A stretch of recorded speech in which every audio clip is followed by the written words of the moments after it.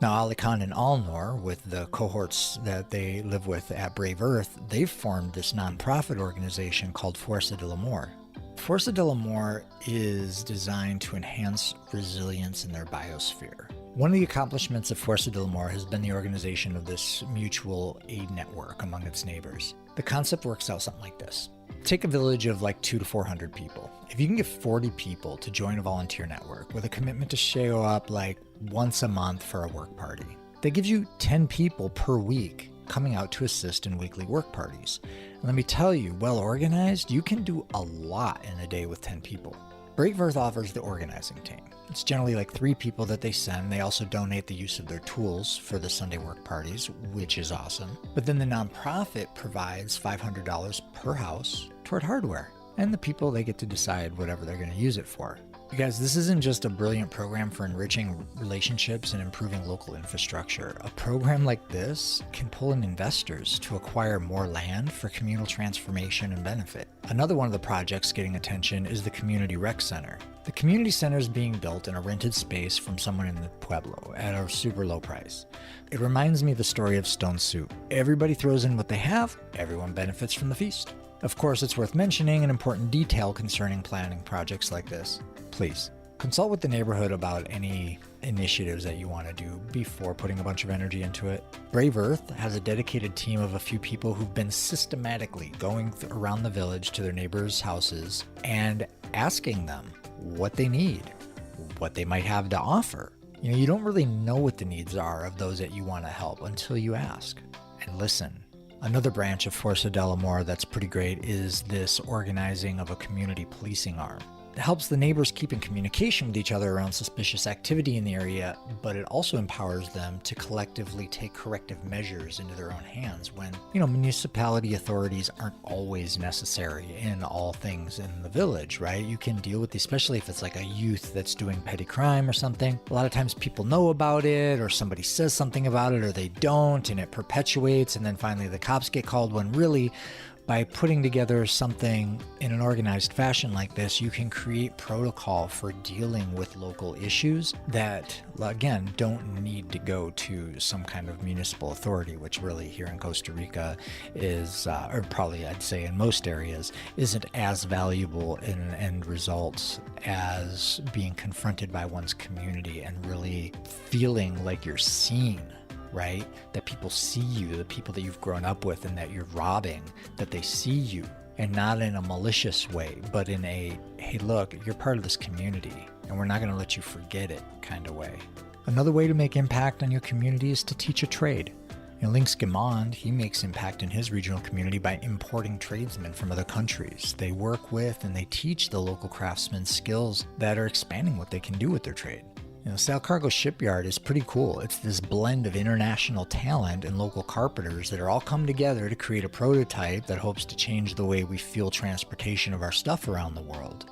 It's this idea that Links has inherent in how he operates it, that healthy, happy people are high-quality assets that brings Links to give a sense of ownership to the members of the team. He asks new people how they see themselves fitting in before assuming where they'll be best placed. While the Sal Cargo mission is collaboratively directed by the executive team, measures are in place to bond the entire team in this co-creative spirit of dedication to innovation. And it takes a village to build the ship. Long-term employees earn shares of the company, along with the room, board, and wages. And then in my interview with Megan Casey, it was almost entirely about this topic of fostering resilience in regional communities. Megan's husband Davis was born in Sarapiquí, where the Eco Lodge is located. I'm going to touch on a few of the highlights of that interview right here, but I encourage you to go check out the full story of the impact that these guys have been making on their neighbors' lives. And Megan's first contribution was providing English classes to people in the Pueblo.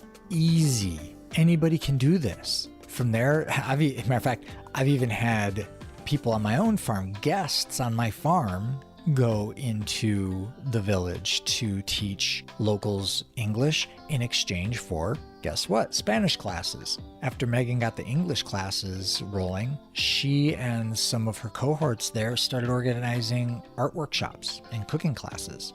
These were being taught and attended to by some of not only her guests, but the folks from the Pueblo. And at first, it was most convenient. They started out hosting the classes at the Eco Lodge, but that changed when the Eco Lodge got busier. So then they moved the classes out into the Pueblo, and that's when the neighbors took on the art and cooking classes. And with Megan's guidance, she was able to send her guests to these homes for deeper, richer cultural experiences. Megan charges a small commission for organizing things, but the women in the village have found access to an income stream that didn't previously exist. It's awesome.